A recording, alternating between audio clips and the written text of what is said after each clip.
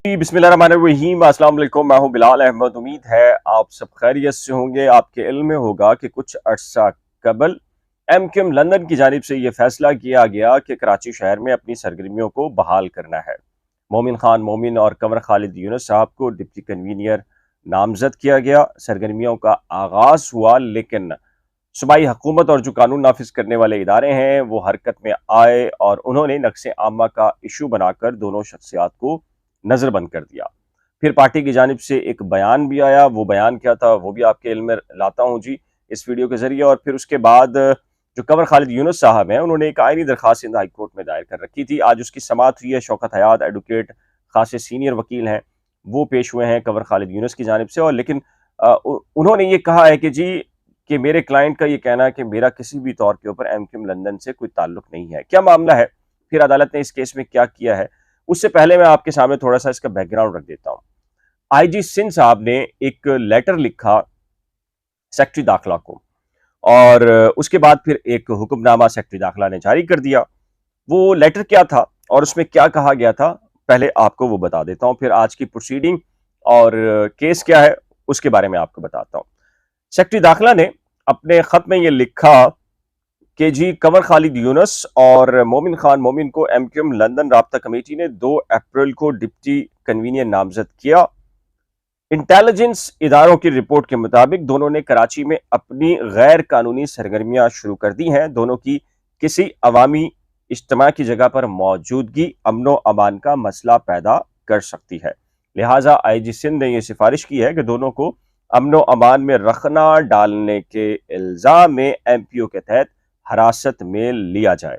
हुकूमत ने उनके मौक़िफ़ की यानी कि आईजी सिंध के मौक़िफ़ की तायद करते हुए दोनों को 90 रोज़ के लिए हिरासत में लेने का फैसला किया है और दोनों को सेंट्रल जेल कराची में रखा जाएगा। अच्छा जी, जब ये मामला हुआ तो उसके बाद फिर एक ट्वीट एमक्यूएम लंदन की जानिब से की गई और ये कहा गया क्योंकि कंवर खालिद यूनुस और मोमिन खान मोमिन अच्छी खासी एज हो चुकी है और उनकी सेहत की खराबी है, लिहाजा उनको जो जिम्मेदारियां सौंपी गई थी वो राब्ता कमेटी ने उनसे वापस ले ली हैं। लेकिन जो नज़रबंदी का मामला था उस पर हुकूमत ने जो नोटिफिकेशन था उसको फिर भी वापस नहीं लिया। अच्छा जी, कंवर खालिद यूनुस साहब जो है वो एमक्यूएम से उनका पुराना ताल्लुक है। 88 के इलेक्शन से लेकर 2008 तक के इलेक्शन में वो 4 मरतबा कौमी असम्बली के जो रुकन हैं वो मुंतखब हुए और नज़रियाती शोबे से उनका ताल्लुक है। इंग्लिश जो न्यूज़पेपर या मैगज़ीन है उनमें वो बाकायदा तौर के ऊपर कॉलम्स लिखते रहे और ना सिर्फ शहरी सिंध हो, कराची शहर हो, बल्कि जो एमक्यूएम जो इशू या नज़रिया था उसका प्रचार वो खुलकर किया करते थे। उनकी फिर ये दरख्वास्त उन्होंने ये लगाई कि चूँकि ज़ाहिर है कि उनकी ज़िम्मेदारियाँ भी ख़त्म हो चुकी हैं और एमक्यूएम लंदन का ट्वीट भी आ चुका है, तो उसके बावजूद उनकी जो नज़रबंदी है वो ख़त्म नहीं की जा रही थी। तो उन्होंने सेक्रेटरी दाखिला, आईजी सिंध और दीगर को फरीक बनाया है और इस सिलसिले में जो शौकत हयात साहब पेश हुए हैं उन्होंने ये कहा है कि जी अप्रैल में नज़रबंदी का ये नोटिफिकेशन है, ये जारी किया गया सेक्रेटरी दाखिला की जानिब से और मेरे क्लाइंट ने यानी कि शौकत हयात साहब ने कहा कि जो कंवर खालिद यूनुस साहब हैं उन्होंने पुलिस और रेंजर्स हुकाम के रूबरू पेश होकर बताया कि सियासी सरगर्मियों से उनका किसी भी किस्म का कोई ताल्लुक नहीं है, लेकिन उसके बावजूद ये नोटिफिकेशन है जो नज़रबंदी का, इसको वापस नहीं लिया गया। उन्होंने कहा कि मुत्तहदा कौमी मूवमेंट लंदन समेत किसी सियासी जमात की सरगर्मियों में मेरा क्लाइंट जो है वो इस वक्त मौजूद नहीं है। उनकी उम्र 78 बरस हो चुकी है, मुतअद्दिद अमराज का वो शिकार हैं और इस तरीके से उनको इलाज मुआलजे के भी इश्यूज़ हैं, लेकिन जो नज़रबंदी है उसकी वजह से उनकी सेहत को भी इश्यूज़ दरकार हैं, प्रॉब्लम्स हैं और इलाज मुआलजे के अंदर मसाइल का सामना है। लिहाजा इस नज़रबंदी को कलअदम करार दिया जाए। इसमें आईजी सिंध, सेक्रेटरी दाखिला, एसएसपी जनूबी हैं जिनको ये फरीक बनाया गया था।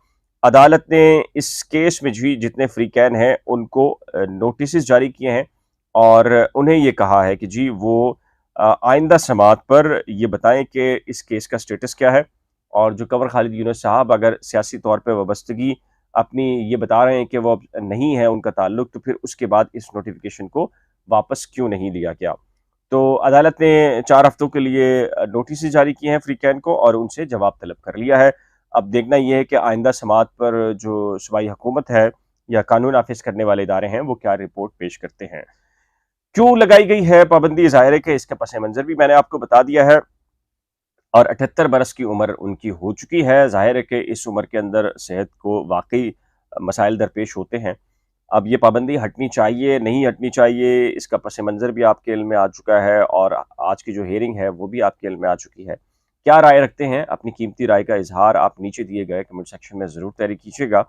ایک نئے ولاگ کے ساتھ جلد ملیں گے، لیکن جانے سے پہلے ریکویسٹ ہے کہ جی اگر آپ نے کرنٹ افیئرز ود بلال اور نئی کھوج کو ابھی تک سبسکرائب نہیں کیا تو براہ کرم سبسکرائب، ویڈیو کو شیئر، لائک اور بیل آئیکن کو لازم پریس کیجیے گا۔